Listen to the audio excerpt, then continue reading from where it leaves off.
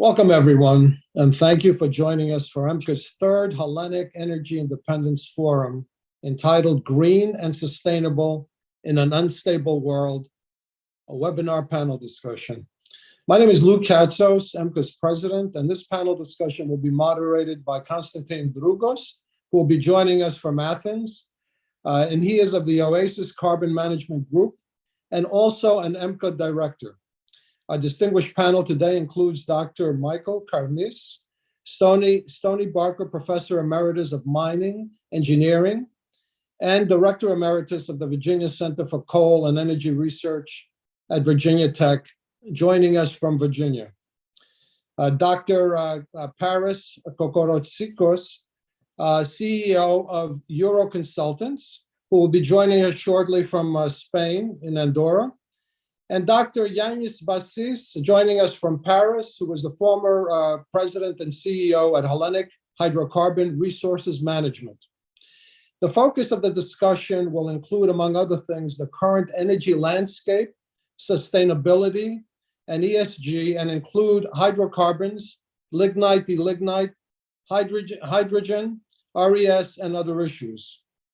As you all know, we currently, due to issues relating to Russia's invasion of Ukraine and the issues surrounding it, there's worries related to gas and oil supplies, but the Hellenic Republic is starting to become a hub for exporting liquefied natural gas with a new gas tank in the Gulf of Megara, and Alexandroupolis is scheduled to have a new LNG station early in 2024.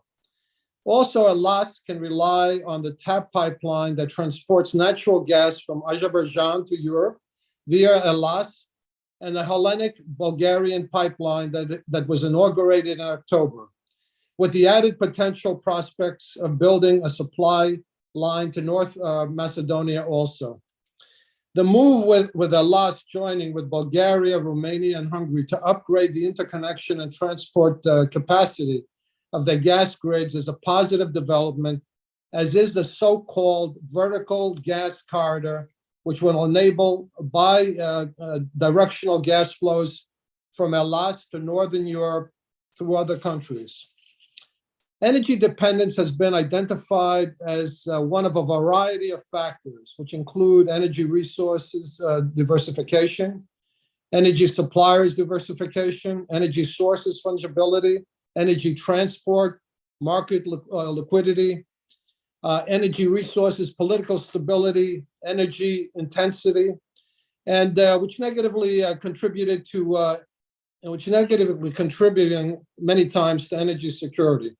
As such, a high level of energy dependence is risk-prone because of the possible interference of commodity prices, fluctuations, trade wars, international armed conflicts, as we are seeing, terrorist attacks, etc.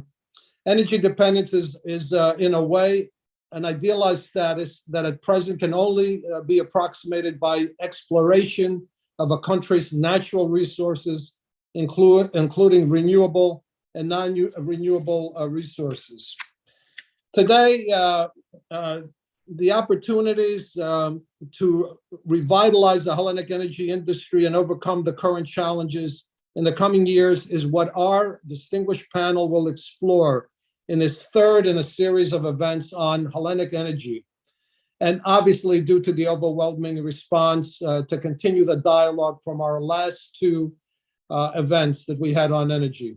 We hope this continuing conversation with others contributes to a variety of innovation in this regard. It is now my pleasure to introduce today's panel discussion moderator, Konstantine Drougos. Konstantine has many years' experience in developing innovative energy projects in the US and worldwide, and currently with OASIS Carbon Management Group based in the US and in Greece, and works with power companies and governments in devising low carbon footprint, sustainable green solutions, and is also an EMBCA board member. Welcome, Konstantine, and thank you for moderating today's panel. Welcome, and thank you, Lou. First of all, Kalla Christougena, Kalles Yortes to everybody. Merry Christmas. And it's number 3 today. After we started this, we did this first, I think it was around 2017 or 18, when we did our first program on Hellenic Energy Independence. And at the time, it was a much different concept. It was it did not hit our pocket, let's put it simply, as it is today. And Greece has been energy independent for the last 60 years, still like about, not so long ago, 6 or 7, 8 years ago. And as a friend of mine would say, in a non-sophisticated words, he would go to the wall, push the button, the lights would come on.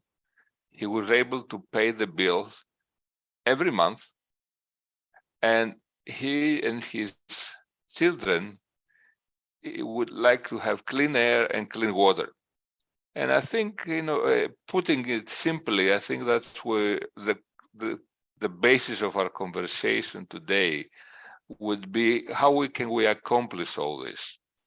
Is green, according to ESG principles, also financially attractive?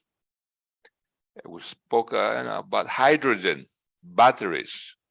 We're going to discuss lignite, which is actually much maligned. Maybe the only country in the world that we do have a de-lignitization program.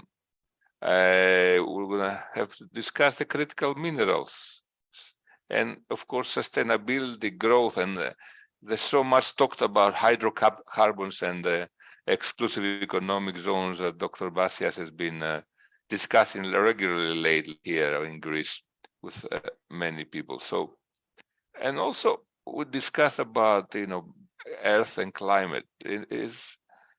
Yes, we as humans, we definitely put our stamp on this planet for sure.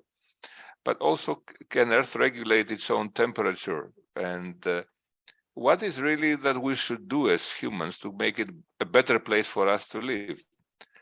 So I don't want to continue any further because we have great and exciting and experienced speakers here with us. So I've worked with Dr. Karmis for years, and Mike, you are in the United States, and you live there, and you know both the Greek and the US and the international realities. What are some of the global trends and how they impact Greece? Yeah. Let's start with the basics first. Yes, thank you, and appreciate everybody who worked hard to put this particular forum and discussion together. And it's also very good to see some familiar faces here, even if it is remotely via the webinar. I thought I will talk a little bit about the issue that we have, which is basically a total energy confusion. And that actually goes right through governments, whether they are in Greece or the US or anywhere. And out of that confusion, which way to go and which way to turn, we have created a tremendous energy uncertainty. And energy uncertainty, it is a very, very difficult problem. As you know, the business world said always, we can manage the risk. It is the uncertainties that we cannot. And I will give you a definition that a friend of mine gave me once, which I like, that risk is measurable uncertainty, but uncertainty is an unmeasurable risk. Looking at that, then, let's see two things: where we used to be for tens of years and where we are now. And if we understand those two, then we possibly get better prepared what to do next. So if you go back, whether it was Greece, whether the US or any country, there were certain basic principles when it came to energy. And I will describe them all these with about 4 words: availability, dependability, accessibility, and affordability. That's what every country tried to do. And they managed to come to some kind of an energy balance by basically practicing fuel diversity, by also rely on domestic resources, And during that time, also by improving system efficiency, which made a significant difference. For example, over a period of about 15 years in the US, by putting all the emission controls to the power plant, to the coal-fired power plant, we basically eliminated SOx's, NOx's, and particulate matter. It just doesn't exist anymore. So one would have thought we could do the same thing, for example, with CO2. Same for the gas industry. If you look down to the applications, we talked about combined cycle systems. The materials for these turbines are totally different now to be more efficient. Efficiency means less emissions. And on the nuclear side, I can tell you in Virginia, we do have major nuclear power stations in the east part of the country. And in the last few years, we have increased considerable output out of those plants, not by building new, by improving efficiency. So we had a lot to be proud of what had happened in the past. Now, we move now to a different era of today, which is basically a plan that is based on aspirational goals. In other words, on treaties and agreements that have quantitative meaning of meeting certain targets at certain time.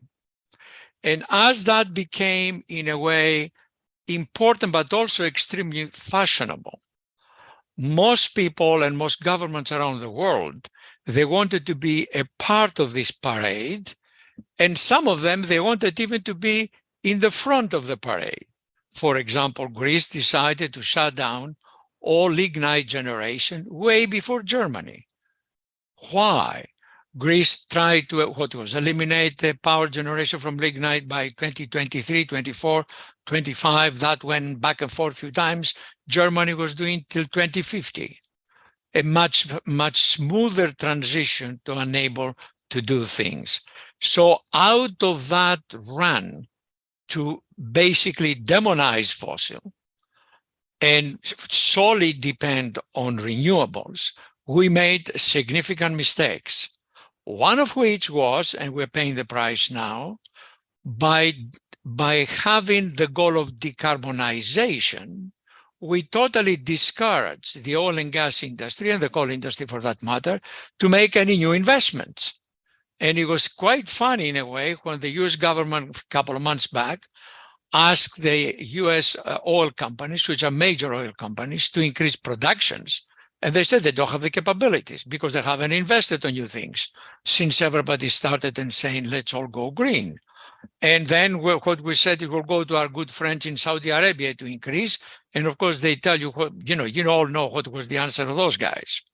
So this increase and this, let's say, lack of dependency anymore for excessive fossil production was tremendously exaggerated during the war now between Russia to Ukraine. And suddenly we're doing, again, without planning, an energy plan all over the place. Let's start the lignite mines. Are we starting it forever, for good, or just for 2 or 3 years? When you stop a mine, all the machinery goes to hell. You know, a typical surface lignite mine has a bucket wheel excavator, which is the size of a polykatkia, right? If you don't use it for 3 or 4 years, what are you going to do with it? So we run into all sorts of things, including loss of domestic production and the tremendous escalation of prices. So what is the bottom line here? And I will stop to have others talk. Electricity demand is growing with huge portion of renewables, which is good, nothing wrong with that, but is growing at a pace that cannot contain the emissions. In other words, the emissions are growing faster than the renewable generation. What that does mean that net emissions are increasing. Not only we're not reaching the decarbonization prices, but going high up. And I'll tell you, global emissions in the last 2 years went up by 4%. Now, if you think about it, these were also 4 years of COVID that we didn't do many things. We didn't travel. We didn't, the factories were working full time and so on. It is much more significant.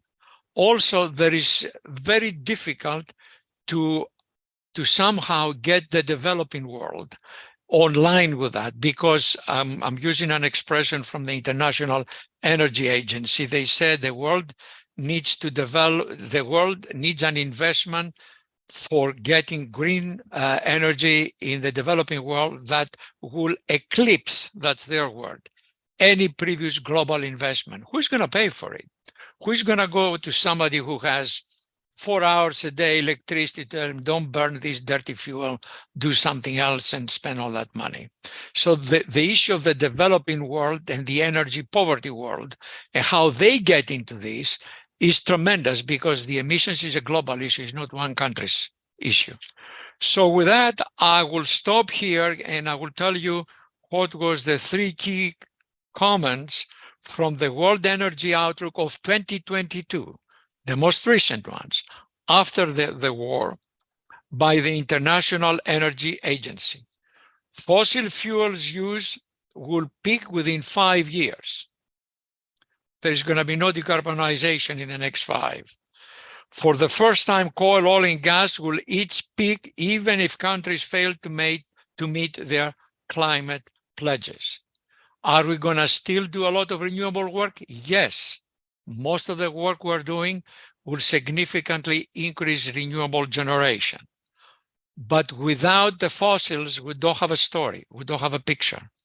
So with that all background, one has to think what we should be doing next. So I hope the discussion will address that question, as also will address the question, which is the number one issue to me in terms of renewables, is the lack of critical minerals to develop and complete the anticipated renewable infrastructure.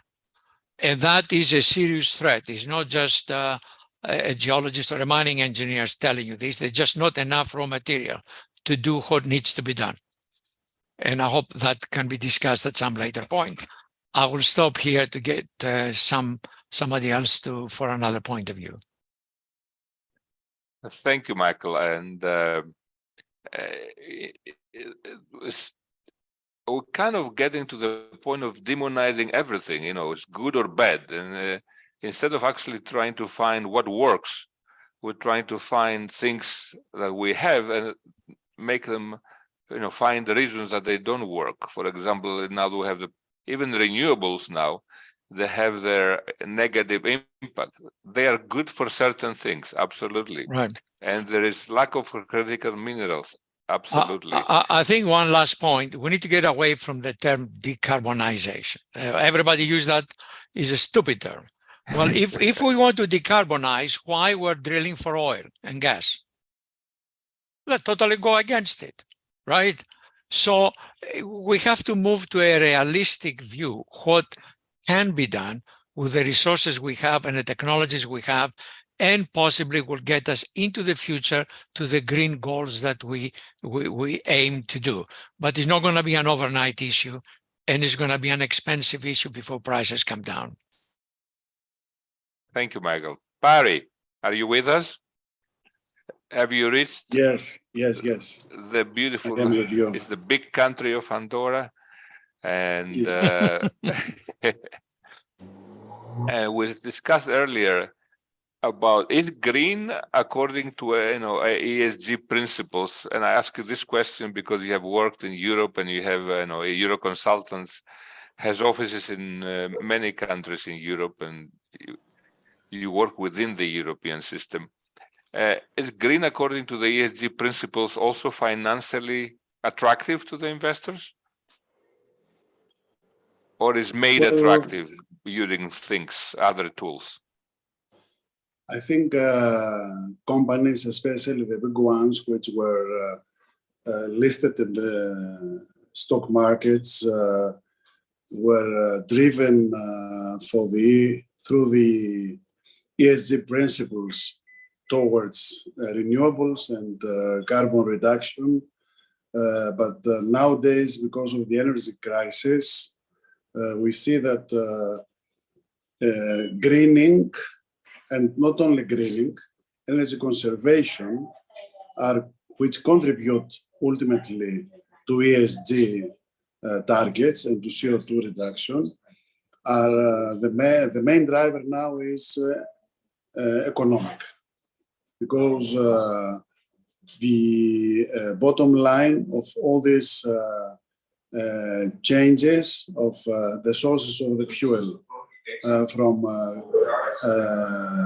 gas or diesel, and the energy conservation and the reduction of the electricity bill or the gas bill through energy conservation measures actually make good for the bottom line and the reduction of the cost of the company. So today, we see a big difference in the motivation for greening, and the main motivation is financial and not just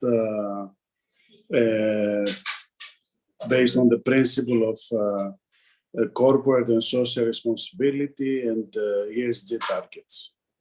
To give you an example, we just recently completed a big project for CO2 carbon footprint reduction of the Water Authority of Athens. It started as a project with aiming to ESG targets of the water company, and today it's a project that is aiming to the reduction of cost of energy for the water distributed. Thank you, Paris.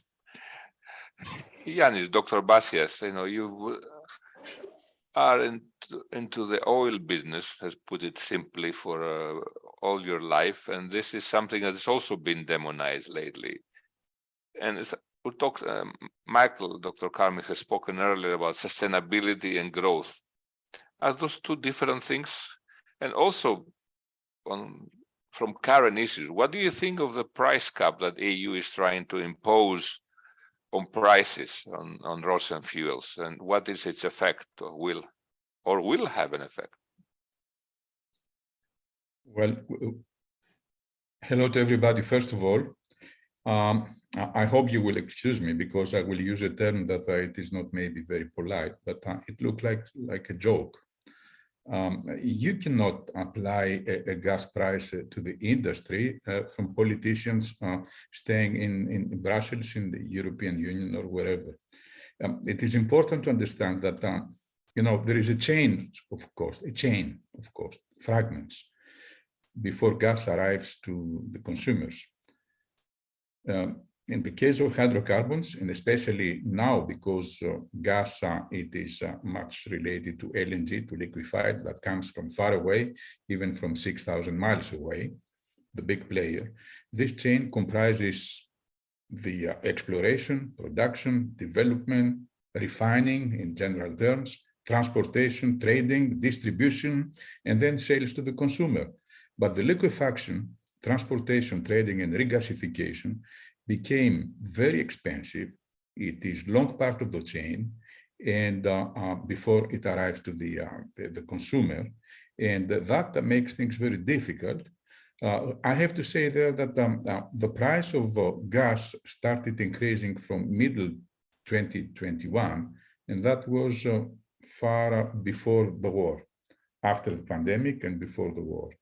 And so it is, the fact is that this cap is a dream, and the difference between the appreciation that the northern countries of Europe have compared with what the countries from southern Europe believe and think. And finally, it will become, this cap, it will become another word for subsidy to the consumers. But we have to understand here that the North, especially Germany, they want to keep the cap very high, important, because it allows to the renewables to remain competitive. While the problem for the countries of the South is how they will manage to help the consumers with subsidies, and that makes a big difference. And this is why they will not arrive to conclusion. It will be kind of full conclusion at the end, And I think we will continue with high prices for the next years. And well, this situation, it is very difficult for Greece. This is why Greece should, as many other countries are doing, to go back to the exploration, try to produce gas, because we will have some gas. And the first step was done with lignite, because we came back to lignite. And now we have this new era of exploration, seismic acquisition, that it is not a new era. It is just the continuation of all the projects we had in Greece in 2018, 19, and 20. The bad point is, this is why I wouldn't call success the fact that we have seismic acquisition now and we want to drill if we have interesting results. The fact that Total and Repsol abandoned the projects because of reasons related mainly to the laziness of the previous governments and the present to support these projects, these companies, they decide to go where it is more conformable, if you want, because of the urgency of the companies to run projects. They can produce faster and they can have a faster return. So this is the situation. I hope that, because I did that parenthesis for hydrocarbons, because it is very important, I hope that it will continue and it will not be only an obligation for the countries to satisfy the obligations they have to the country, because the deadline was end of 2022. It means 2023, they should decide if they will continue or not. And the fact that we have this seismic acquisition now with no problem with environmentalists or whatever that we had before, shows also that the companies, they want to know if they stay or not. The companies decided to continue in 2023, and our government follows, because it is important, besides the geopolitical reasons that remain certainly south of Crete. Yannis, since we're on hydrocarbons and there's been a lot of conversation, there are so many stories abound about Greece has hydrocarbons, and I understand there is not a straightforward answers because we don't have the actual data yet. But you have seen a lot of the studies that have happened so far. What is the truth, if there is a truth in the truth? The truth is that we have geological structures, geometries, very big, like mountains or a chain of mountains. South of Crete, but also in the Ionian Sea, where it is more smooth. And these geometries are very similar to those that we have or in Italy or the other side in Egypt and Cyprus. So there will be some success. Nobody knows how much we can find, if we can amortize the expenses for that. And this is why, as geologists, as I was initially, and I'm still a geologist, the judgment day, it is when you drill a well and you know if you have indications, yes or no. Then the point is, and here we have to pay attention, nothing will happen in 3 years. I mean, these are, again, dreams, because even if you have an indication with a well, you need to drill some other wells around so that you know if the area is big, and then you can evaluate the cost, and then you can evaluate the return, etc., etc. So I'm not talking about the facilities that you have to build that Greece doesn't have. So it takes time, and for me it is 2030, 2031, not before. But in terms of success, yes, there will be some success. And I think that it will be sufficient to cover the needs of the country, first of all, because the needs of the country, it is 5.5, 6 BCM, when Europe needs 550. So we represent only 1% in terms of need, 1%. I'm not talking about the hubs, because everybody wants to be the hub.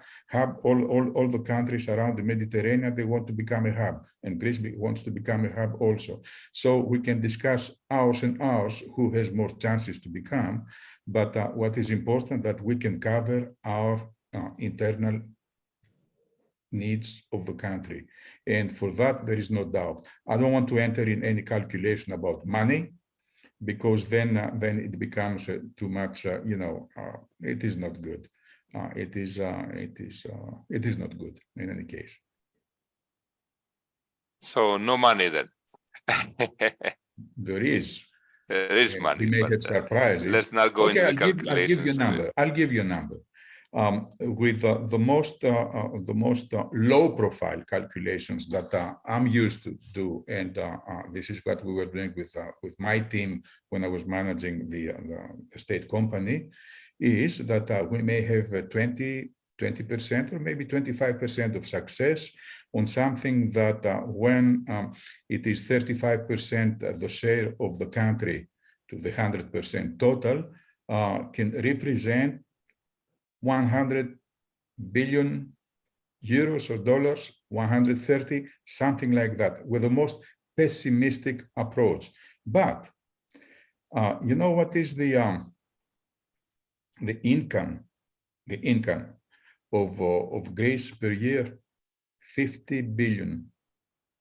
So if we have let's say 100 billion. I mean, first year it will be almost nothing. Second year maybe 5, 3, 5. Third year 10. We can arrive to something like 20 billion for a decade, and 20 billion income for Greece when the total is 50. It is very important. You add a lot, even if it is 10, even if it is 10, you add 20% to that 50, which is very important. I mean, we don't have to say no, because there was a European dream for more than a decade on the renewables, that it was supported only from the cheap Russian gas. And look what happened now. Everybody who never wanted to listen about lignite or about oil or about gas, now they're running how to find that. Every country is doing that. Why? Because it was very easy before. Someone else was doing the job, Germany, with a lot of advantages, because Germany was exporting, if you want, gas in the other countries in the European Union, and at the same time was exporting also the technology initially for the renewables, for wind farms and solar panels. Now the Chinese, they do that. That is something very bad. And I want to say something here which is important. Everybody has to think about that. That economical business model that Germany had for more than 10 years, it was something that helped Germany to make a lot of money. And it was very clever from the business side of view. I think it should be part of an MBA course in the next years. What is going now, seriously, is that instead of Russia, we may have China. And instead of gas, we may have rare earths and critical minerals. And this is what looks to become, I hope not, but this is what they're trying to do. That is all I wanted to say. Thank you, Yanni. And since we spoke, there is this, hesitancy to speak about lignite nowadays in Greece more than other countries. And alas, as we both Lou and I like to call our country, has about 3 billion metric tons of proven recoverable reserves of lignite left after 60 years of mining.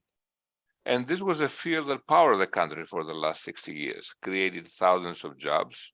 It was one of the most successful Marshall Plan investments in our country. What would be or could be the role of lignite in the current and future power mix of the country? And let's actually, I know all three of you gentlemen have direct knowledge of this. Actually, I Paris was. think as a mining engineer, I need to address that. Yes, please. Not the petroleum engineers. So basically, you are correct on our position with lignite over many, many years. You are correct that there are significant reserves. And also it is correct to say you cannot sustain a healthy industry by shutting it and opening it and shutting it and opening it. It's not just a question of equipment that degenerate, it's a question of people. You're going to lose your people, you're going to use your service knowledge, you're going to lose everything. So the government made a significant mistake, in my view, in having all these announcements about closing down all these facilities in such a fast time, which was unacceptable to me, and not looking to do what other people have suggested to them, including the OASIS group that Konstantinos and I are involved in, and Paris as well knows it well, to do carbon capture and storage. I mean, there's the Ptolemaida 5 power plant. We owe the Germans about 1.4 billion, I think, in loans for that.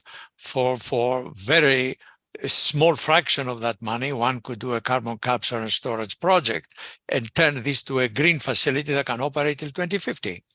But at that point, nobody wanted to discuss, including the power company.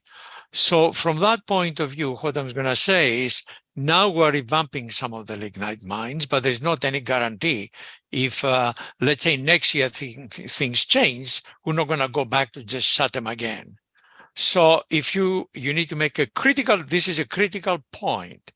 Do you need and value the domestic source and lignite generation or not? And if you do, then you can invest money to make it cleaner. But by opening and shutting it, depending what the Russians are doing or the Germans or the pipelines, you're going to get nowhere. So the government currently needs to make a significant decision. I am in or I am out. You cannot keep mines on the reserve and we'll use them when we need you. The mines will deteriorate, the manpower will go, and the equipment, these are huge equipment that will go all over the place. So that is my answer to why lignite. Yes, it can be a significant source. It is a domestic source, can be burned even cleaner than what we're doing now if we invest, but somebody needs to come with a plan. What is the future? Not we'll open it when we don't have something and then we'll shut it down. Things like this do not work. One other issue also, when you look at the commodities, whether it's oil and gas or coal or lignite, they are sold on a global price. So the developer, if I can go back to Yannis' example, the developer of a significant offshore project that will spend money and effort for at least 10 years before producing 1 barrel of oil has to get back all his money plus a reasonable profit and add this to the price of the barrel. So it doesn't matter what countries say or want. Countries are not producers. Any producer is not going to be drilling to lose money. He's not going to be, let's say, providing product for losing money. So how we will control the price if we don't know what is the cost? I mean, Yannis may have some ideas on that, but you need to take into consideration the cost of the commodity, which is a critical issue. Otherwise, you'll end up subsidizing everything all the time. The country cannot afford to do that. Thank you, Michael. Paris, we worked on the CCS, and you were actually, your dissertation was on Ptolemaida lignite gasification at one point, not so far ago, not so long ago. Well, it was some time ago, actually. Well, that was in the 80s, where actually all major coal producers were working on gasification, either hydrogasification or steam gasification for syngas, for synthetic fuels and so on. And that was a great effort that actually was taking place in 5-6 different spots in the world, in Germany, Bergbau-Forschung, in USA, Exxon in Texas had a huge research facility on that, and Australia and South Africa. South Africa too, with Sasol. So all this effort actually at some point was not just even abandoned, was dismantled in the 90s. But what I see in the last 2 years, and that's even before the Russian war, I see some very positive signs from many different sources. I see people coming to West Macedonia with gasification technologies from Germany, asking for some millions of tons of lignite per year. I see things happening in USA, like the big North Dakota plant. So if the energy situation continues for some period like it is, it's definitely that lignite will find its way back in the mix with a more noble, let's say, type of technologies of its use, like fluidized bed combustion, which is the most advanced one, like in Ptolemaida 5, or with gasification and pyrolysis. I see also that the main problem in the past was the capture of all the byproducts, the aromatics and some gases that were not difficult to be collected and absorbed. I think technologies today, and mainly technologies that came out of the car industry with catalysts and all these conversions of the exhaust gases, are already helping into finding technical solutions for the, let's say, for the difficult and dirty part of the gasification process. So I believe at the end, we will see that the combination of more refined gasification technologies plus carbon capture technologies will reinstitute the position of the solid fuels in the energy mix. Thank you, Paris. Now there is a lot of conversations also about batteries and hydrogen, and I know both you, Michael, and Paris have, and of course Yannis, have experience. And Michael, you worked with the Department of Energy on some projects. Right. What is really, I mean, hydrogen is actually a battery, you know, so let's put it in context first. Yeah, people talk about it like it's something that can be done easily. What is really means? Hydrogen is it comes on many different colors, as you know, depending how it's made and how it's produced. We have not convinced everybody to degasify coal yet in order to generate hydrogen with syngas, although other countries are doing that, but not in the US. So the biggest sort of push here is, of course, can you generate enough hydrogen to use first in power generation, either as the prime fuel or the mixed fuel, because you can use 30% hydrogen with gas, and that means you're reducing 30% of the emissions, or use it as a battery. In other words, store hydrogen in some form, and when the renewables are not performing at night with the solar, then you have your battery is the hydrogen. All of this is possible. There are two specific avenues that we have in the US, and I think in most of the world, which is either blue hydrogen or green hydrogen. Nobody that I know of is looking at gray hydrogen, which is doing something without carbon capture and storage. So on the blue hydrogen, basically, you're using the typical gas reforming to generate hydrogen.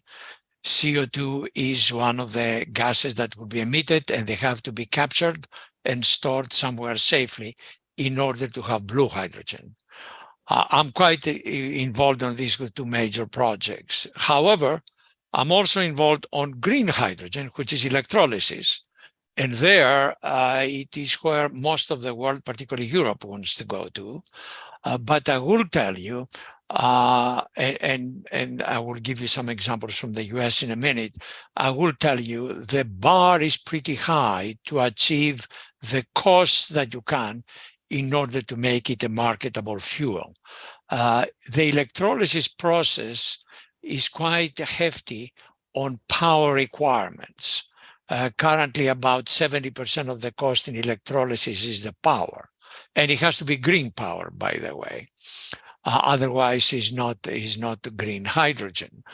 And although people say, oh, we will get it down to low prices, people will give you all sorts of numbers. I would say everybody would agree, $5 per kilogram. It is a reasonable price possibly for electrolysis now, but the US Department of Energy believes that in order to get this commercially out, you need to have something called the 111 guidance. And 111 means $1 for 1 kilogram in 1 decade. This is the goal in the US. Can we get it down to that level in 1 decade? Because if we don't, it will just not become the fuel we need. Now, there is other issues with hydrogen is how do you move it? Hydrogen is not the easiest gas to be moved or stored. So everybody now is quite enamored with converting to ammonia and perhaps also downstream to some urea so you can have gas for utilization, also agricultural products and fertilizers. We will see what's going to happen with that. But to give you the monies involved here in the infrastructure bill in the US, which is something that is well known now all over the world, there are 5, I believe, hydrogen hubs to be created. Each hub will receive $4 billion, billion with a B, from the US government, but they have to match it dollar to dollar with their money. Now, is there an appetite for a company or a companies to put $4 billion? The answer is yes. There will be more proposals than the 4 hubs that they eventually will select. And in the 2 hubs that I'm involved, the big companies have no problem in signing $4 billion if the government puts another 4. So that will be a big push here. And I think the US will get into the finish line. The last thing about hydrogen is when you produce something, you need to have an off-taker to take it off your yard, right? So there's no point producing hydrogen if there is nowhere to go. So you need if you look at transportation and hydrogen, you need to have an incredible infrastructure already in place in order to accept the hydrogen. If I produce hydrogen before that infrastructure is ready, what I'm going to do is going to cost me an arm and a leg to store it. So there has to be a synchronous action between production and the facilities. And I would say the facilities need to be 2 or 3 years ahead of the production. Otherwise, it's not going to happen. Because for right now, we have agreements with every commercial trucking company that moves stuff in the US to turn to hydrogen, right? As long as they can get it on a pump. So that's what I'm saying. The distribution is a big issue. So hydrogen is exciting, is a new thing. I'm involved in a project that creates hydrogen via electrolysis from mine waste products, which is also a circular economy issue. But we will see what happens. These projects, first phase, we've already applied for approval. The first projects will be approved to continue in January, and the final selection will be done by March. So by the summer, there will be at least 4 or possibly 5 hubs in the US with $8 billion money. half and half between the government and the companies to invest and get it to the 1-1-1 goal. Pari, what is the situation in Europe? Because there is a lot of discussions, and especially in Western Macedonia, there's White Dragon, there are other programs. Well, I will start with the situation in the Gulf, where huge hydrogen plants are being have been announced. I will mention just the one that the government of Oman has announced, 25 gigawatt plan to start being constructed in 26 and deliver hydrogen at 32.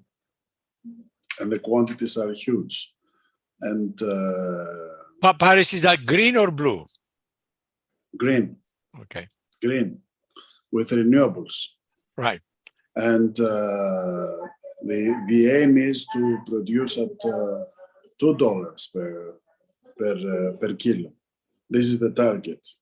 So a similar huge project is also under feasibility level in Saudi Arabia. So if these guys produce this type of amounts, I don't believe that we in Europe will have financially reasonable projects in relation to those from the Gulf. And even as we discussed in the past, 75% of the cost of hydrogen is the energy that is used to produce it. So even if you could just go across the sea from Creta, the cost of production of energy in Egypt, which also aims to produce hydrogen, is 0.033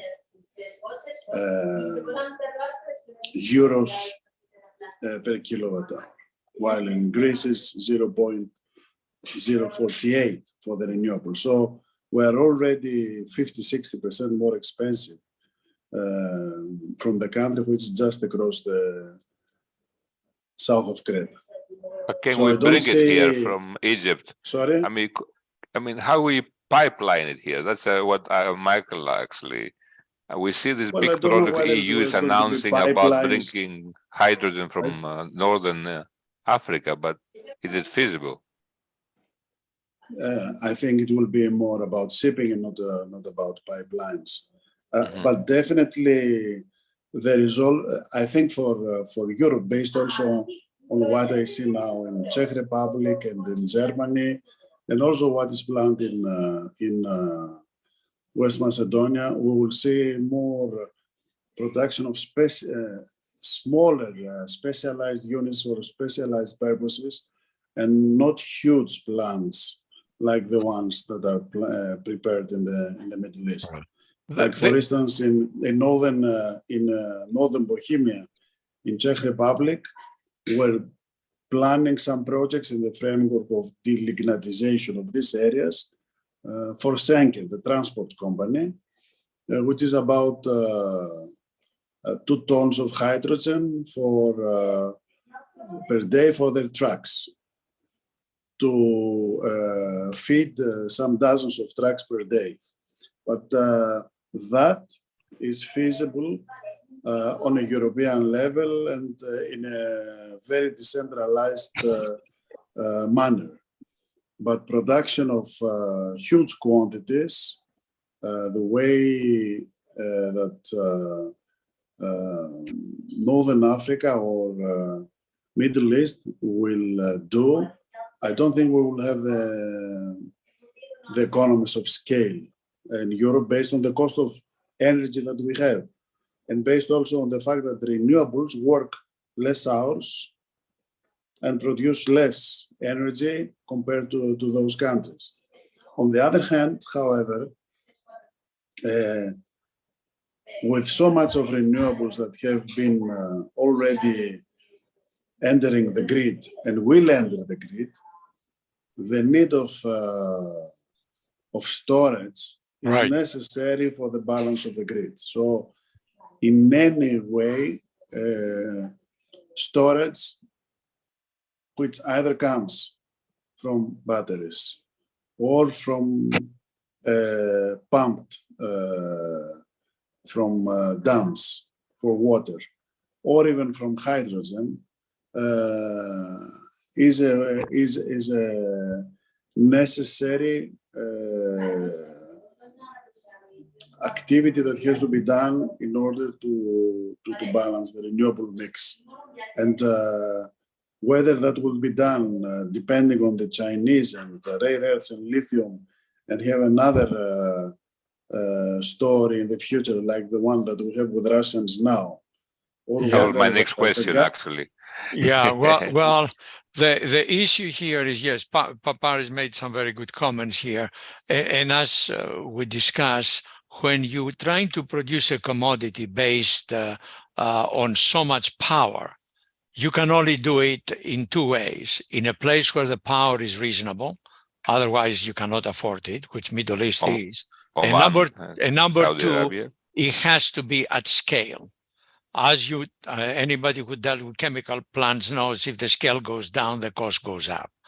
There is also significant concern, and that moves us to the critical minerals a little bit, for the green energy, but also for anything else that we do, if we have adequate raw materials. And I will give you some rather frightening projections, and these are basically not just mine. The ones I'm going to give you is from the latest report from International Energy Agency, and actually refers only to the green power generation. It primarily doesn't even include hydrogen here.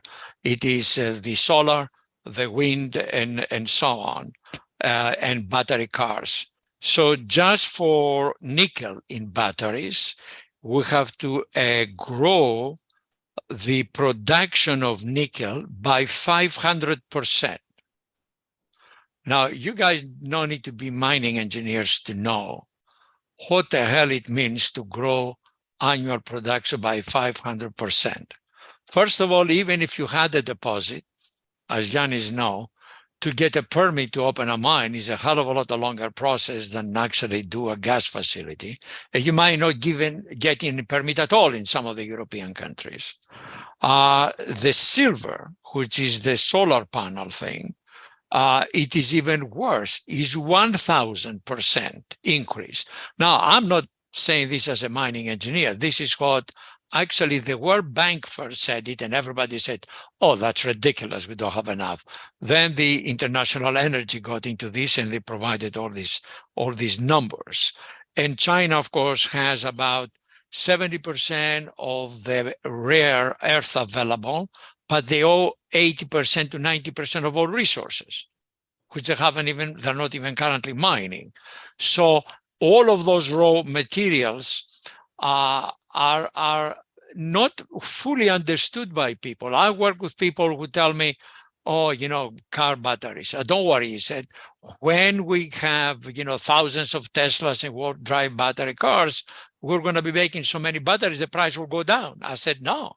What's going to happen is you're going to have a shortage, and the battery producers, the mineral producers, they will go to the highest bidder.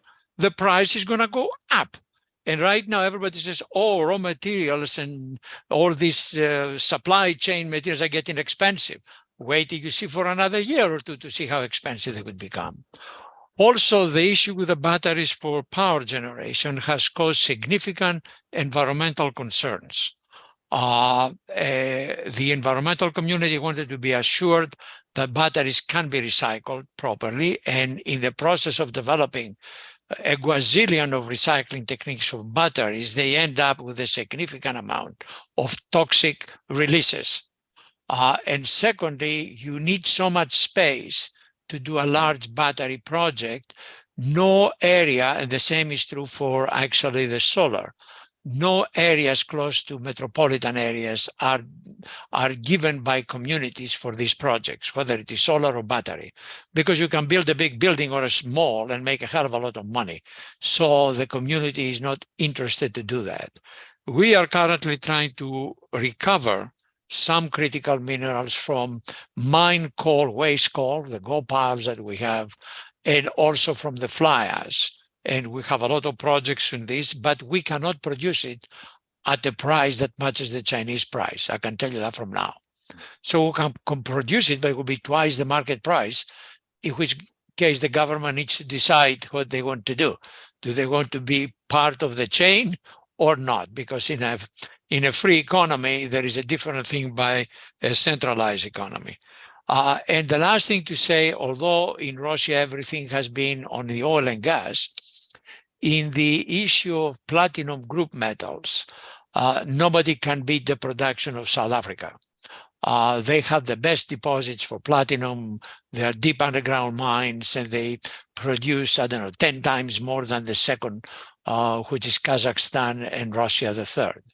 However, on the production of palladium out of those chains of the platinum group metals, Russia is number one. And if the Russians put palladium into the tariffs or into some embargo, that will shut down the European car industry the next day. Can I say something? No catalytic converters. Yes, sure. No, I mean, you are absolutely right, and it is important to mention all of this. It is sure that the industry will need something like 10 years with new investment plans to avoid all of these difficulties, and it is not sure. And all of this discussion drives to something else. I mean, to wonder, what does it mean, energy independence? Because until now, it is true that we consider, and it is the fashion now, that energy independence is related to oil and gas, which is not true. It relates to metals and hydrocarbons, because without metals, without minerals and critical minerals, you can do nothing. Even Saudi Arabia or Qatar or whoever, they cannot be independent in terms of energy if they don't have the minerals, because you cannot build the facilities without that. And so we're in a time now where things will change, and the way we consider the independence, energy independence, and it is not the short way that we look, for instance, in Greece now or Europe, that relates to the problems with Russia and the war. It is something more general, more international, and we will face that because of the, I would say, because of the way that the renewables started at the beginning so fast, and the problems they will bring after 10 or 20 years in terms of pollution that nobody looks. It is not something that is regarded now. And for the hydrogen story, it is not the first time, it is the 5th time that hydrogen appears Correct. in the industry since the 80s. I remember that Ford and General Motors, they initiated these ideas in the 80s, and now it is the 5th time. We'll see what will happen, but we miss the minerals, and well, I don't know. From what I understand, from what I know, the maritime, the shipping, they will use ammonia, but they know very well that it pollutes a lot. And now other uses of hydrogen, I think that the industry is using blue hydrogen now, as they used to do that before. The refining industry, they do that because they recover the light aromatics, and they produce hydrogen for the products of the refining, and they are satisfied with that. It is cost effective, and we'll see who will use the hydrogen, as you said before, and how will be transported, and where shall go. I mean, where will be the final delivery? This is a big problem.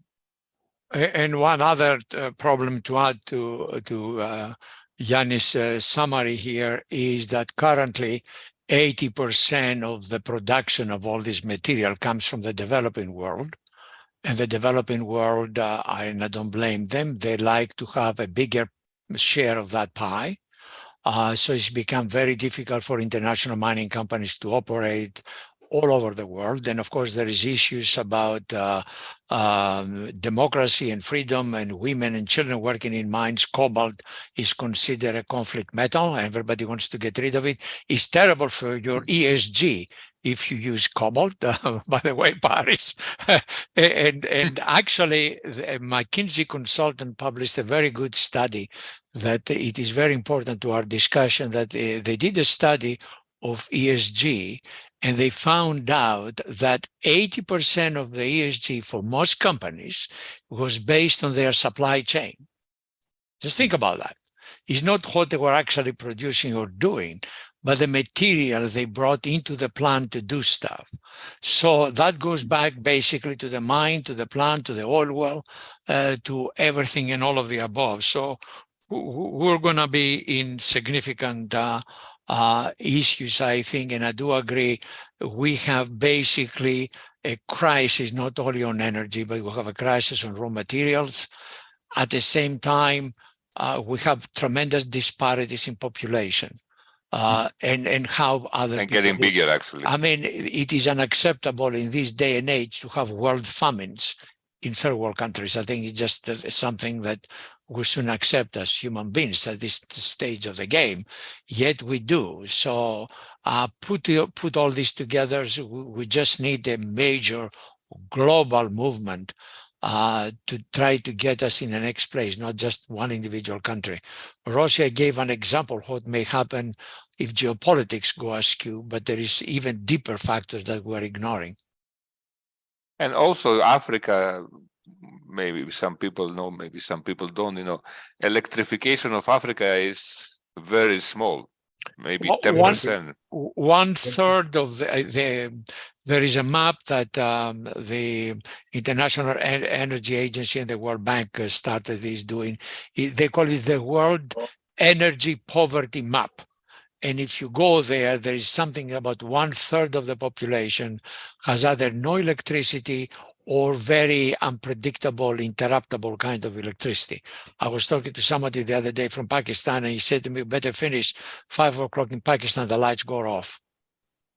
Well, in How Juba, you have an industry or a community like that. And in Juba, in South Sudan, if your wife is pregnant and needs to deliver after 8, you have to bring the fuel to turn the generator on.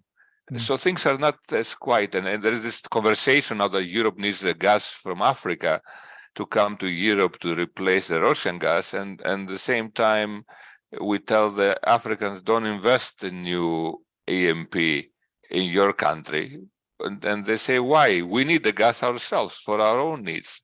Well, that's the issue. Really Well, that's the issue with the emissions, because it's a global issue. We cannot impose on a poor country who cannot feed its people not to use what is the cheapest form of electricity, irrespective of pollution issues. It just doesn't work like that.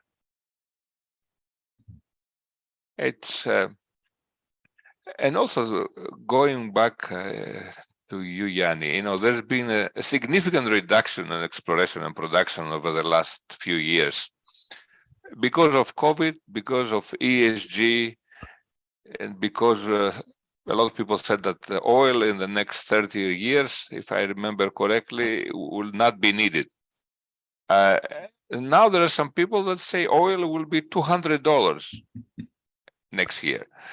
For the simple reason that because there's not enough oil, as Michael said before, to cover the needs that we have, and the exploding population, and all the diesel generators in developing countries that are needed to power the buildings, because that's how they power their buildings. They're using very expensive diesel.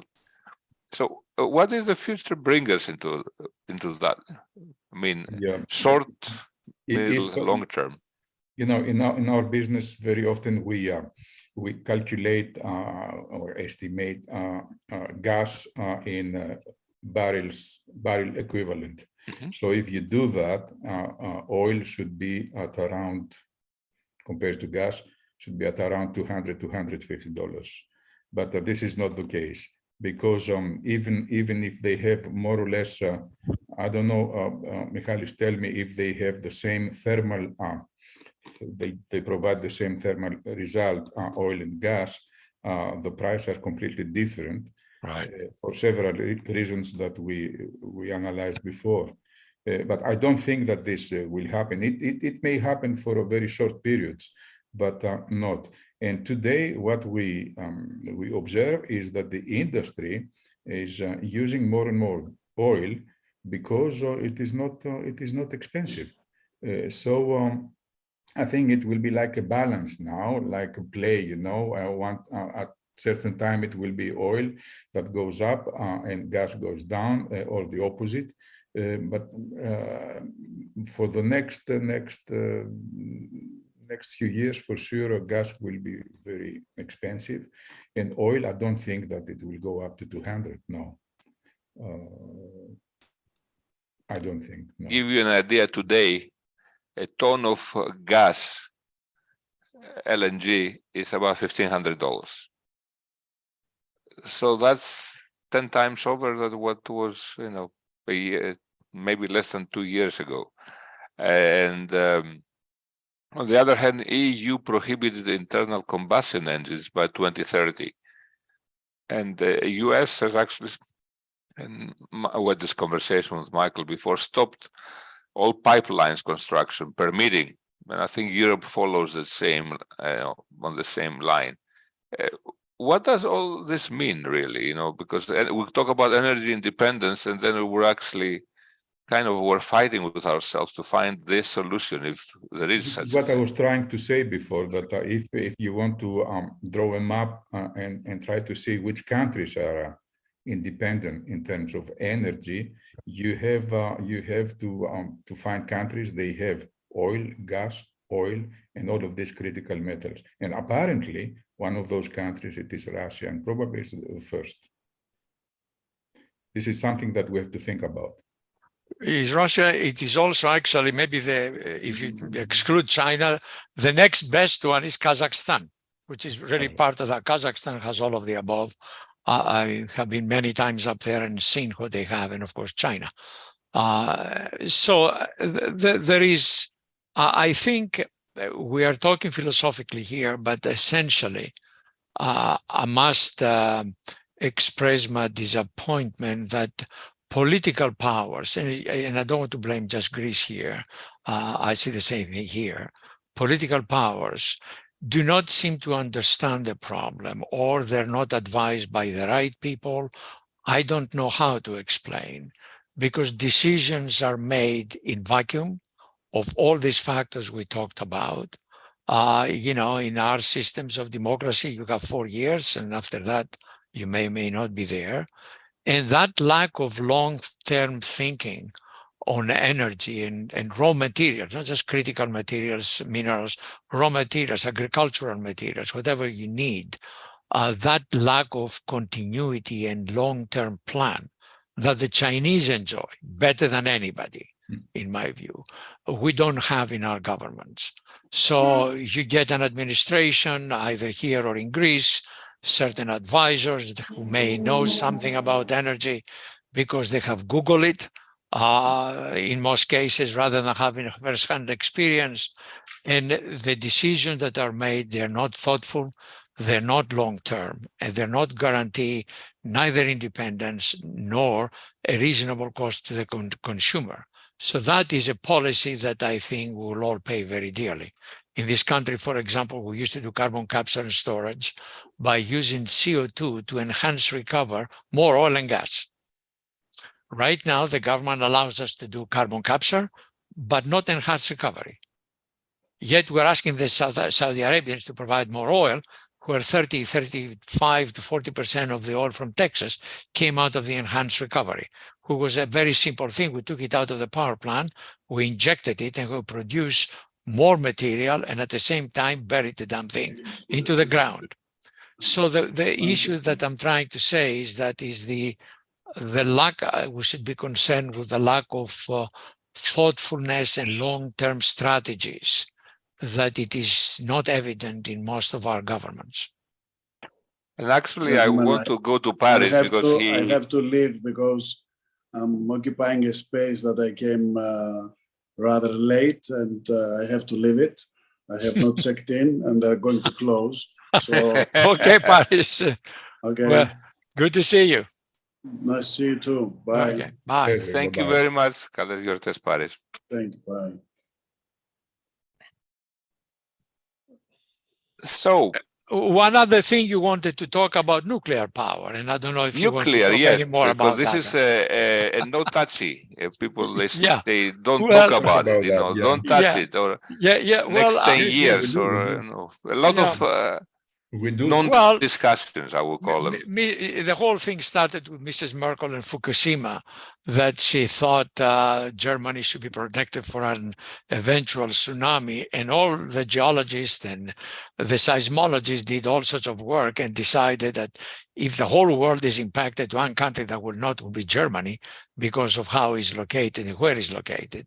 But that sort of also put nuclear to the same bin as coal generation, except France, of course, which is a different story. In the US, we have very much focused in the major power plants, and Virginia has a lot, and the Virginia company runs most of the power generation in the US. We have tried to develop technological sort of ideas and new things to improve the efficiency of nuclear power generation. So as a result, we're producing 30% possibly more without having an actual new power plant. But the thing of the future, though, and I was in a meeting not long ago with the state legislature here in Virginia, is the so-called SMRs. And I was enamored by this, and I did a little bit more work on this. SMRs are the small modular reactors. And they have been used in the US for at least 30 years with not a single incident. And of course, they have been used in all the submarines and the shipping, the Navy in the US. And I focused a little bit on the submarines, but apparently this is the most efficient SMR ever developed. And I was in a meeting that many of the questions to the experts were classified. So we will ask things and they say, I can't talk to you. But they were able to talk about certain things. And I will pass a couple of pieces of information to you. They said that the life of a nuclear submarine is 40 years. And I said, well, what is the life of the SMR, right, of the nuclear system? He said, 40 years. You don't have to refuel, you don't have to do anything to it. It just goes. And the safety or even any accidents occur are absolutely non-existent. A large, comparatively speaking, because nobody would give any more data on this, but comparatively speaking, for the open public, is that a large SMR will do a city of 1.5 million. A medium one, a city of maybe 500,000, and a small one will do any city that you want below, I don't know, 100. So we are trying to see in Virginia if we can utilize, particularly in the coal areas, which we're trying to develop, SMRs. And I have been, and I'm becoming slowly a bigger believer of those when I see and I hear the tremendous safety records that they have. Is unparalleled to any other energy sort of infrastructure that I know of. The small SMRs, small modular reactors, they're a unique, well-tested, well-proven, known technology. And another thing is the raw material for the nuclear fuel comes from Russia, most of it, doesn't it? Not necessarily so, because it's through agreements. It comes from uranium production up to certain countries. And Africa, Chad. And Canadians have, we have some Canadians. production in the US. There was a lot of other material that was made available when we, let's say, reduced the nuclear arsenal and a lot of the nuclear level or nuclear grade military grade material was moved to other civil applications. And like everything else, there is supply chain issues there as well. But in terms of technology, this is by far the most interesting aspect of nuclear power, because I think in most places, possibly with the exception of France, building a very large new nuclear power station would be possibly an issue. But these are very small facilities occupying very, very small footprint. And there is something else with nuclear energy that, because we raised this issue and we talked about that just before, storage. You don't need big places to store it. Is exactly as you said. I mean, 40 years life, and you don't refill. So there is no need to spend so much money. I don't say that it is not interesting. The hydrogen, the green hydrogen, is very expensive. But if you're trying to resolve the problem of the difficulty of the renewables to produce 24 hours. And if you want to solve the problem of the production of electricity they can deliver, and you're trying to develop batteries because of that, and not because it is a good target for the environment, it becomes an only economical problem that you face and you want to resolve, that you spend a lot of money on renewables and you cannot store the electricity. So hydrogen or batteries, but the nuclear, you don't have to store. It is very small. It is like a Rubik's cube, and that can provide electricity for a city of, I don't know, 100 or 200,000 people.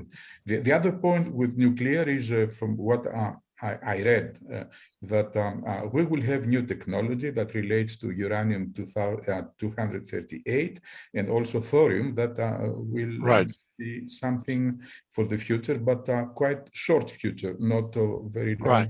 And the same is for fusion as well, which is a very highly developed area. One last thing I would like to bring up before we close. We talked a lot about renewables and everything else, but we didn't talk about carbon credits.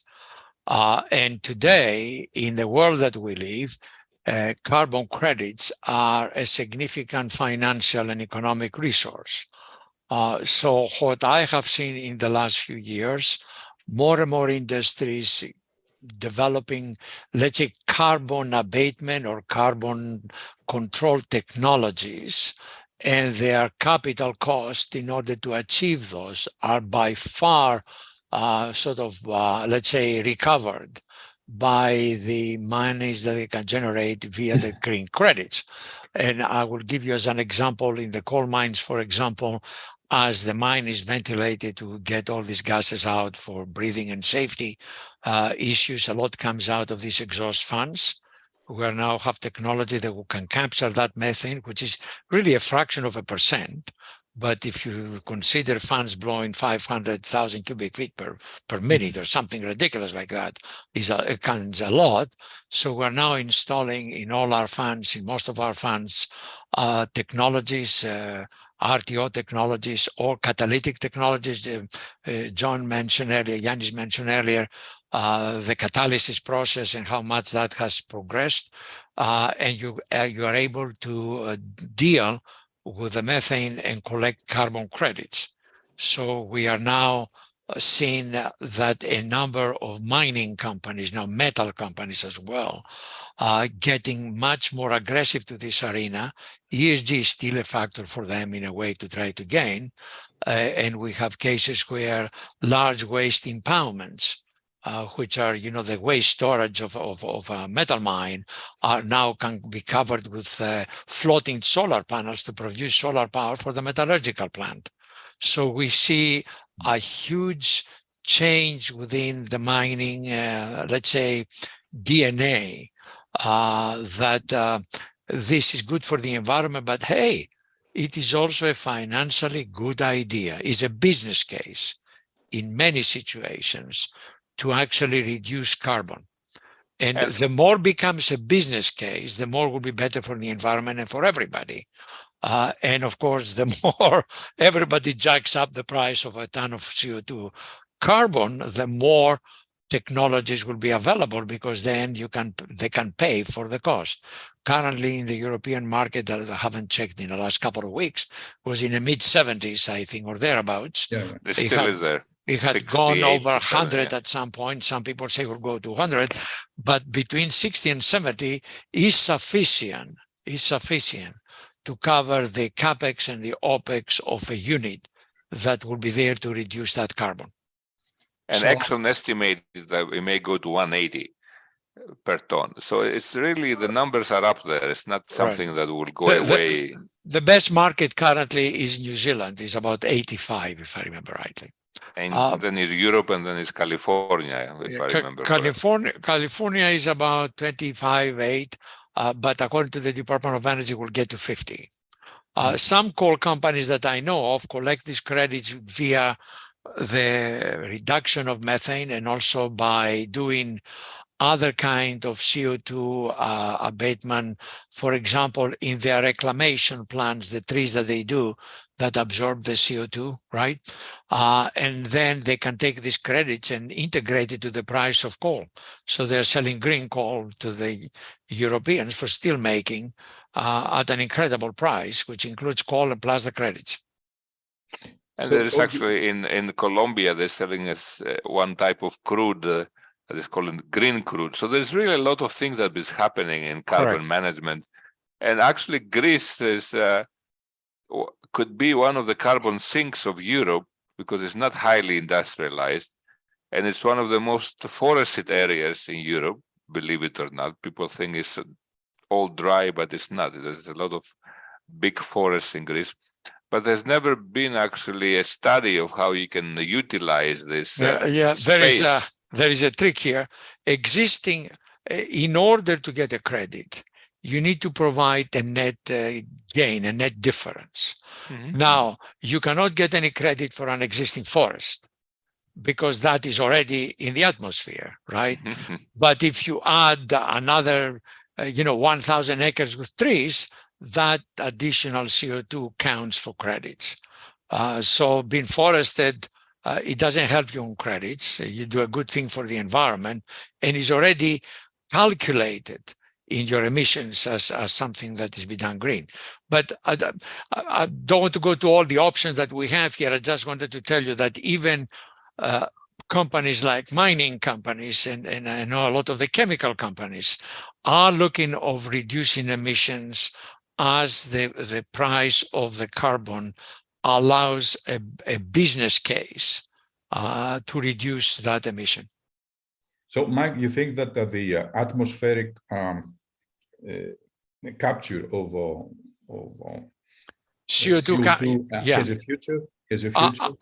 We looked at this quite a bit, and I was involved with one small project, but I do have knowledge because a lot of the guys I work have been involved with this. In order to be efficient, first of all, it requires a lot of power. Yeah. And after you capture the CO2, you have to do something with it. And in Iceland, where it is the biggest example of that, they're getting power from energy from the earth, geothermal, and then they dump it in a formation deep down that will solidify and calcify it, so it will become rock basically. And they can give you a rock. If you go there, they will give you a rock of CO2 to put it in your desk and all that kind of stuff. But for the rest of the world, things are not that simple. And what we have found out is, if you have, I want to go back to an issue you mentioned, Yannis, before, the clusters. If you are in an area that has major emissions of CO2, and if you can try somehow the way they exhaust to push them in one location, then that method will become much more efficient. But if the CO2 is only a fraction of a percent it requires a significant power to destroy it. And that's what is the biggest issue. We try to think about closed spaces who may have CO2 or plants who are beside each other that they can perhaps direct in the exhaust fans that they have, all their emission towards one area and sit it there, standing there. The higher the concentration of CO2, the better would be the methodology to do it. Otherwise, it becomes a boutique technique, very expensive to use, and it requires a lot of power. So in the end, when we push the button in the wall, will be able to pay, will we have power, first of all? Will we be able to pay it? And will us and our children have clean water and clean air? Because that's how I started. And I know we went through, and thank you, first of all of you have been incredible, to put together, all this knowledge, because there's a lot of conversations, and it's really great to have it all in one place, or as much as possible. So right now we're in a dilemma, and we're actually, even in Greece, we're talking about not when we push the button, the lights might not come on. This conversation has already started in Germany, in Greece, in other places. What do you think? Where do we go from here? Because yes, we know the problem, we acknowledge them, we understand it's there. Subsidies. The consumer. Right. That's what the word that Lou likes, right? Lou, No, you know what? It's funny, but I was, I was in a conversation a few days ago, actually having to do with that, where in fact there were some government ministers from Greece here in New York, discussing subsidies actually to the people, and where they talked about the subsidies for this, the subsidies for that, and then they said, my question was, where is the money going to come from? And then he answered it. The money's going to come from the excess profits of all these companies. Okay, so I thought that was like really hilarious, quite frankly. I thought it was really funny. Disastrous. Right. And as a matter of fact, we're talking about energy independence. Okay, I think the real problem is not so much the technologies or the issues that many of you were talking about. I think the real problem is the governments themselves who have created these issues, because the reality is that all the things you discussed in terms of energy, whether it was nuclear, the other things, and all the pluses and minuses, the answers are there. And studies have been taking place, and even this thing about, no fuel for gas, let's go all to batteries. Everyone knows what the issues are, that we do not, in fact, have the infrastructure for this thing, but the governments and the politicians of these different countries are continuing. So this is a fascinating discussion for me. But what do you guys think about the real problem as being really the governments?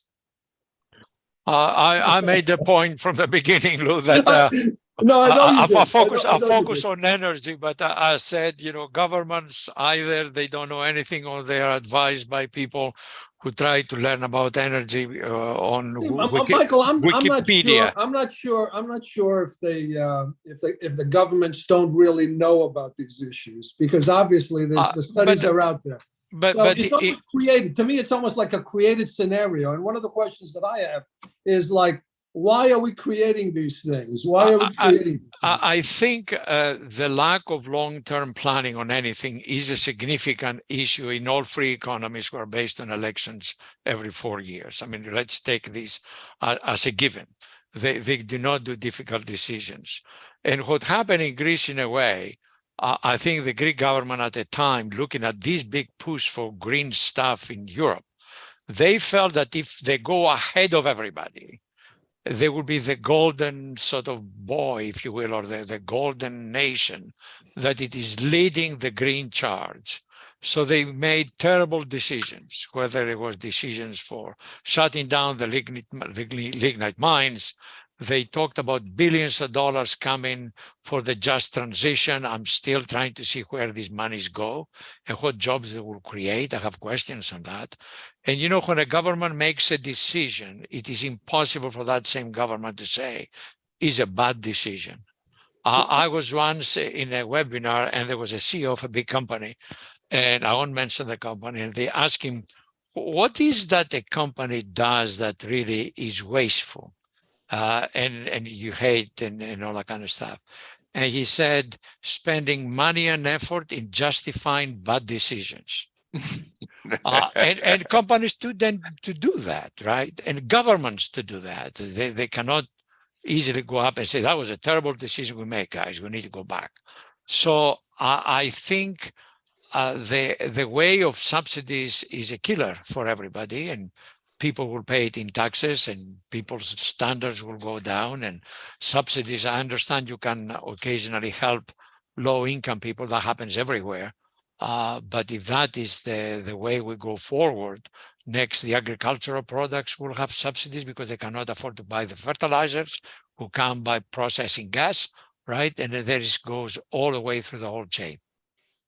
Michael, you discussed the issue of minerals, okay? The lack of, the amount of minerals we need, the percentage of minerals that we need in order to do some of the things that people are talking about. I mean, these are known facts right now. Why are they continuing to push certain things that we know are problematic?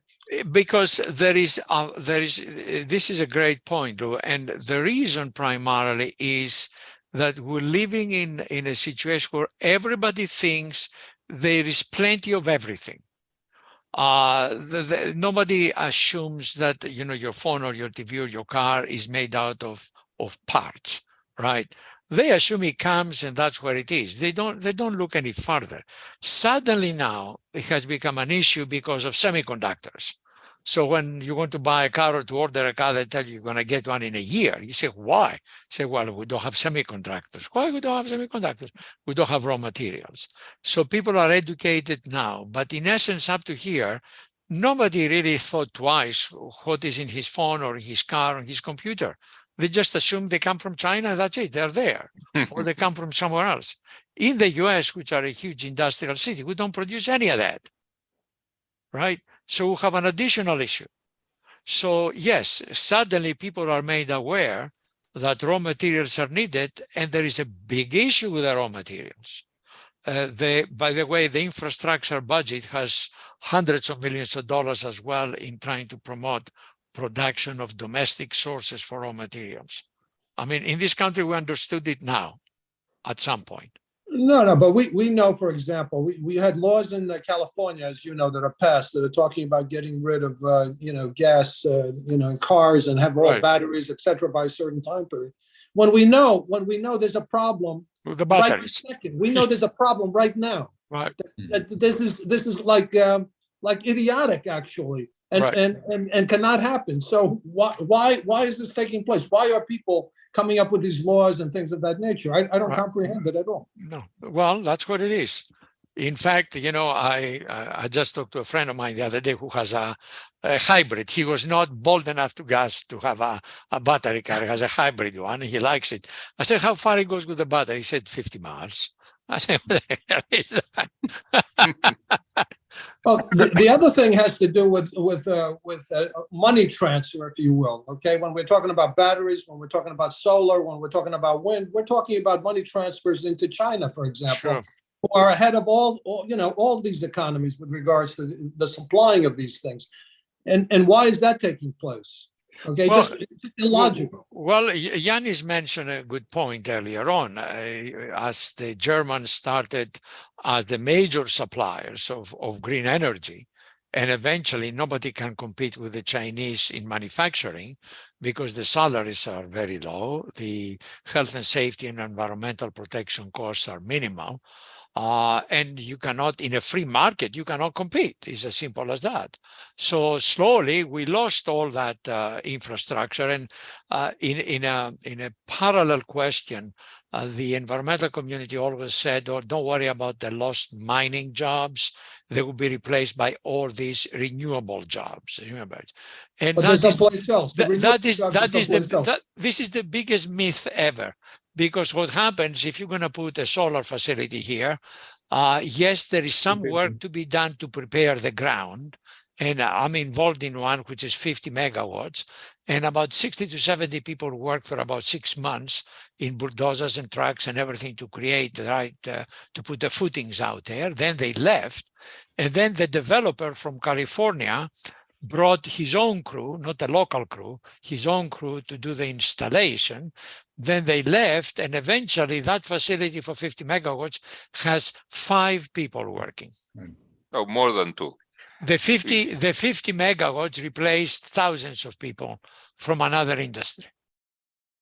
I can tell you because I'm consulting for a town, mayor of the town in Western Macedonia. So I spend 1 week per month there. That I know very well what is going on. There is no creation of jobs in the last 2 or 3 years because of this clever plan of decarbonization, de-lignitization. And I don't think that now they have also big difficulties because, you know, there are no trucks and drivers. Right. They will go to dig and carry de-Lignite to the unit power 5. Right. It is very difficult, but it is interesting. I'm very happy because this discussion is, I mean, what we have today, it is something that goes above and beyond any other of those where I participated. You guys, everybody participated because we touched and we put our finger on the real problem, which is what does it mean the energy independence. And we see that it is quite difficult for everybody. Well, I think the difficulty, like I said, going back, I hate to go back, relates to governments and politics. I mean, we talked about Germany, for example. They in fact shut down their nuclear plants, from my understanding, and in fact had energy costs to the population go skyrocket. And now they're talking about other things and using coal and things of that nature, which is like kind of crazy to me. I can't comprehend it, to be honest with you. So somebody sent me an article the other day from Germany, and the Germans, they were knocking down a windmill facility to expand the lignite mine. Yeah, going the other way. So. But I think this is a significant point. One of the things, and Yannis, I'm not sure if you see this in Western Macedonia, but what happened in the U.S. coal fields with the shutdown of the coal industry? Yes, a lot of people lost their jobs, but a significant number of those people moved out of the area to try to get a job somewhere else. As you know, in the US, we're quite sort of flexible to move, maybe less flexible possibly in Greece. So now, even when we create any jobs, we don't have people.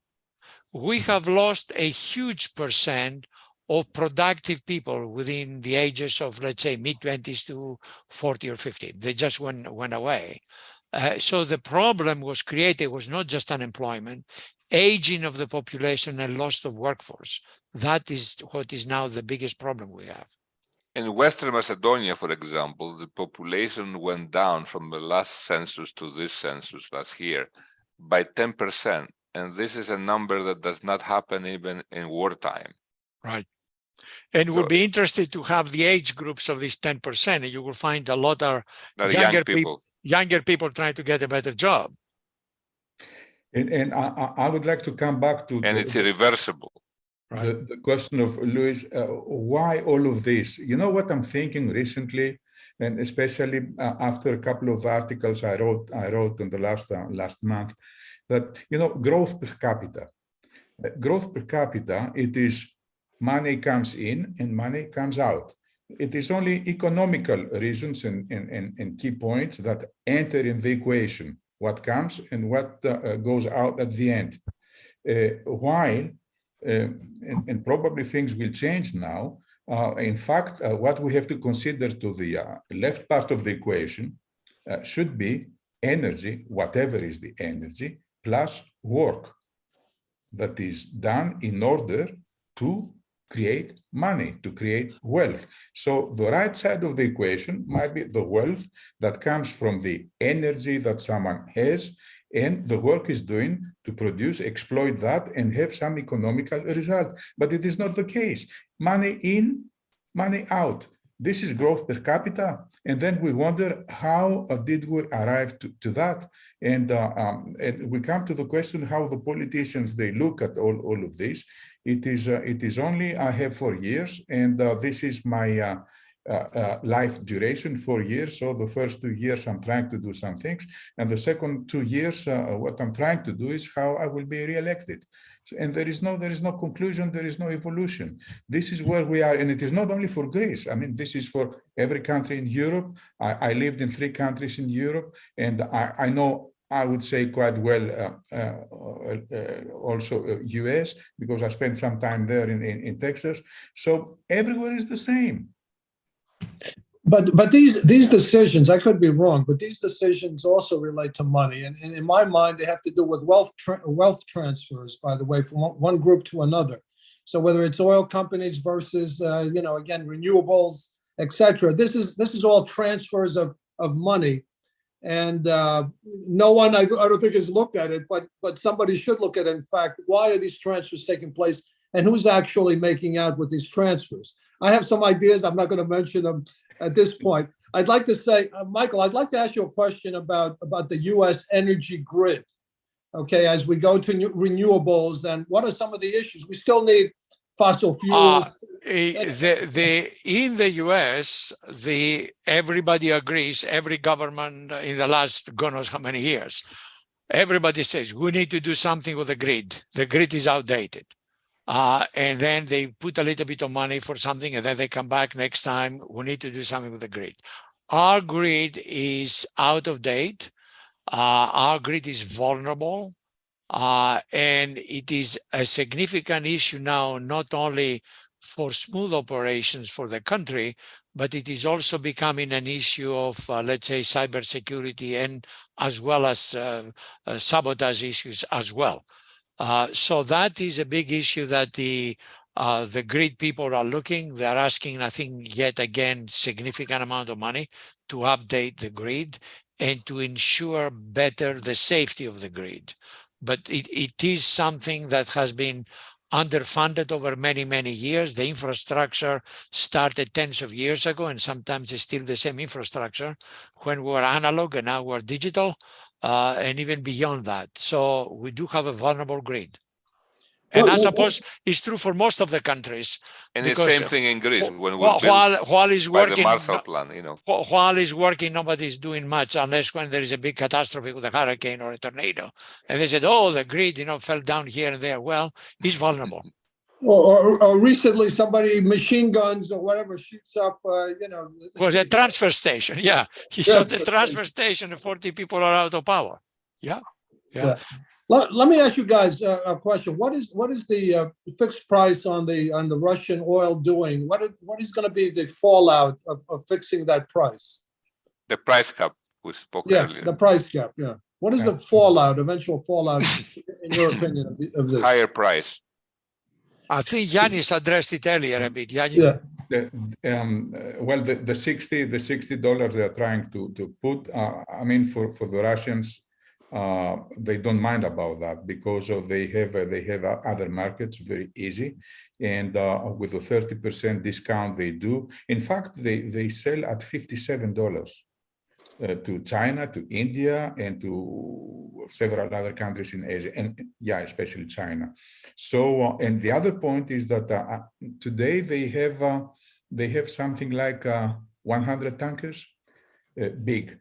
In a few years, because China will help, they will have probably in a couple of years they will have 200 big ships. So they will be able to sell and transfer a lot of oil, and also LNG, because they produce. I mean, they built new vessels for LNG carriers. We actually received an Russian LNG cargo. We received in Greece a Russian LNG cargo in Revithousa less than a month ago. Yeah. Yes. No, they will not have a problem. Apparently, they will continue and increase their business in all these BRICS, etc. Right. And it's a lot of things are happening in trading of this. So it's really, at the end of the day, prices will go up and the average consumer will pay more for their needs, for the cars, for the, for their housing. Now in Greece, we're going back to oil for heating the houses, going back away from gas because it makes less money. And people say, "How I don't have the money to put the new boiler, because I changed it 3 years ago to gas, because they gave me a subsidy to do that." So it's really, it's a very interesting what's going on now, and it's gonna. Well, let me ask you guys a question. As the prices go up, which they are going up, obviously the politics will also change. I think we discussed that a little bit. In other words, where do you see the politics going? Because we were going in one crazy way. And then, Michael, you introduced your discussion, let's say, relating to the issues that you talked about, the way things used to be before, which have to do with availability, affordability, and all the rest of that. Right. And then we went into a psycho world. Do you see, because of the politics and because of the increased prices of everything, that in fact, people will cause the political pressure on their politicians to come back to some type of reality? I believe the current environment, affordability is beginning to become a huge issue. Now, and everybody knows, even those who suggest that subsidies is the way out, they know that that could be a temporary solution for a small amount of money for a small period of time, but cannot be the status quo. So I think affordability and availability have come now back on being high priority. We'll see how they're going to act and what they're planning to change. I don't think a country the size of Greece and the economy of Greece can afford and is able really to tax industries who most probably pay a huge amount of energy as well and try to pass this on as a subsidy to the consumer. I find it difficult to see how this will work out. And this was from the finance minister, by the way, on Friday in New York, making that statement that I mentioned. Capital Link, yes. Yes, Capital Link. Right. In fact, there is a problem that will appear, and probably the balance is somewhere there, because the industry has to sell liquids, as we say, in those prices that the consumer is able to buy. So if this kind of equilibrium changes, we may have an important crisis, may have revolts, and we may have the poverty that can be established in several places around the industrial world. It is important that the social unrest, they arrive to keep the prices, so they have to invest, but they have to manage all of this so that the consumer can buy. Now, Europe especially, they're trying to solve this problem with the subsidies, but this cannot be, it cannot be eternal. I mean, it's not a plan. Stop at a certain time because they will not have this money. Well, and it is not, I will print money and I will distribute. It doesn't work that. Right. And the issue is that this has happened before when prices drop very, very, very low. The producer will shut down production rather than sell at a price that's going to lose money. We here had a glut at some point of gas with the shale gas revolution. And I remember in a discussion with two of the major companies who were doing the Marsala shale, which was the new thing there. And they said to me a few years later, they said, Michael, we can double our production from the Marsalas without drilling one well. I said, how is that possible? He said, because we've already drilled them. And then closed the tap because, they couldn't sell at the right price. So don't assume if that happens that the producer will make a product available at a low price that somebody can afford, so he can lose money. He's already in the hole for millions and billions of capex investments, and the last thing he wants to do is to get that hole bigger. And that brings to another question, because I have some ideas about that, but I would like to have your ideas because you live in the States. I mean, you both guys. What do you think about shale gas? What is the life, the duration of life that shale gas in the US has? Right. 10 years, 15 years? I don't think it is more. It depends. The eastern sort of reserves, which is the Marsalis and the Utica primarily, Yeah. they do have quite a few years. There is a lot of western reserves still untapped. So is it 20, is it 30 years? But it is not forever, that's for sure. Neither, although I shouldn't speak too long, but the technologies, breakthrough technologies like fracking and horizontal drilling, it was the basic technology which sort of revamped that area.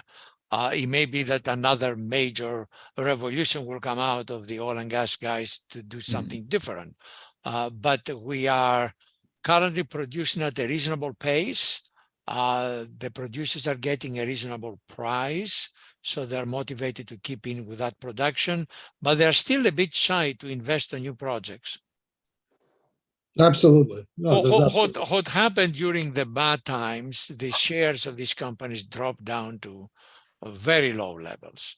A good example I'll tell you from the coal industry, where we had shares from the $50 to $120 a share that went down to 50 cents or 30 cents. So a lot of them went through bankruptcy. They came out of bankruptcy, and there was a situation where these coal companies, they were not owned by the coal barons anymore, but by the investors, right? And currently, the price of coal is incredibly high. The price of metallurgical coal is unbelievably high. It's a critical mineral, right? Yes, for Europe it's funny it is. that They all make a significant amount of money, and most of that money is going back to buy their shares. It's not invested necessarily on new projects or increasing things. The investors would like to get some of their money back.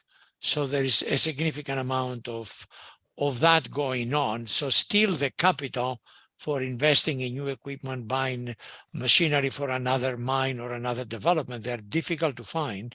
And most banks currently still are not investing any money on coal companies. Yes. So they have a limited sort of way, and then all the other investors tell them your ESG is not high enough, so you pay 2% above everybody else. So you know what they say? Well, screw that. I will just sit where I am. And actually, that has saved that industry, because in years past, you know what happened? We had all these ups and down cycles, and the coal will get a very high price.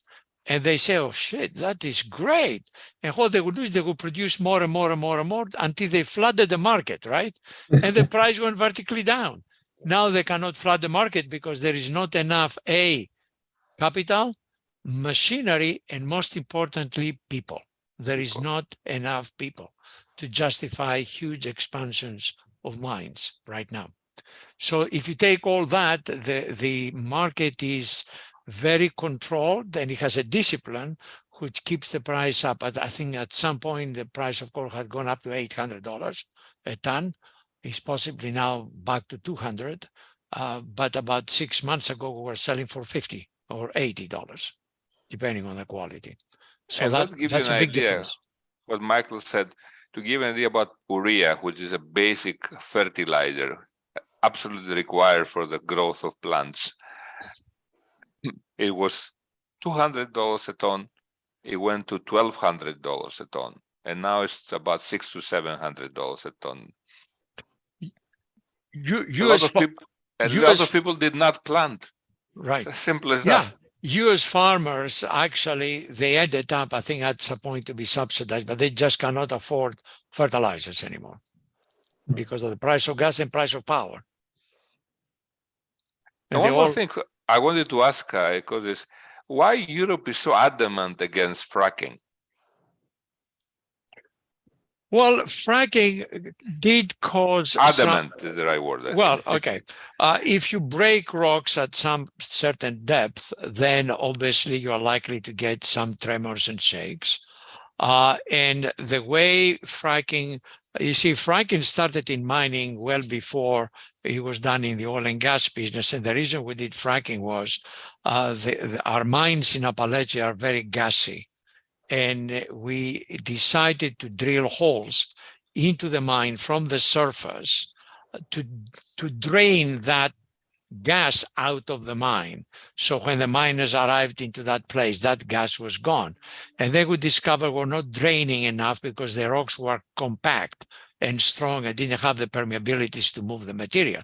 So we dropped some water sort of things, dug cannon down the hole, and they broke it, right? And then that break allowed the gases to come up, and we did degasifying. The bad examples of fracking came out of some, I would say, unfortunate choice of one or two oil companies. When you produce oil and gas, you also have a lot of water, and that is wastewater. So in order to dispose it, you either have to go to clean it because it's very salty, like seawater, with other chemicals as well. So you either have to develop a big facility, a reverse osmosis facility or whatever, to clean the water so you can put it safely into the river, or you can inject it below the horizon that impacts potable water, right? So people decided they would do a deep hole and they put it in there. And actually they were not careful, although they are careful where they are fracking, they were not careful how they were disposing the water. And the example was in Oklahoma, they had significant tremors happening all the time that they were caused from primarily the disposal of water underground in order to bury that water, if you will, rather than actually producing oil and gas. I think it can be controlled. We never do frack in areas where seismic active or anything like this. People know that it can be controlled. But Germany was the one who put it out of the equation, although Poland is fine with it. And then Britain had it a no, then a maybe, then a possible, and it's somewhere in between there. So like everything else, if you follow best practices, everything is done well. If you don't, you can get into trouble, and that's true on everything that you do. Thank you, Michael. Okay, well, it's 4 o'clock. It is 11 in Greece, and it's 10 in Paris. Thank you all very much. It was great to have all of you, and I think we shed some light on energy. The whole of the conversations that we had about from lignite to hydrocarbons to renewables to batteries to hydrogen, I think it raised more questions than answers in my mind sometimes, and it's good because we can actually see clearly. And the next conversation I think we should have soon is what are some of the solutions that are out there? Well, I think, Konstantine, and thank you, by the way, and thank you to the panelists for this fascinating discussion. I think that certainly within the year, we need another conversation, because I think the conversation is going to change over the next year, in particular with what's happening, obviously, with the invasion and all the rest of that. I think the dynamics and the politics are going to change significantly in the near future. So we certainly need another discussion like this. To the audience, I'd like to thank you for being with us, and also again to thank Konstantine and our panelists for this unbelievable discussion, very enlightening.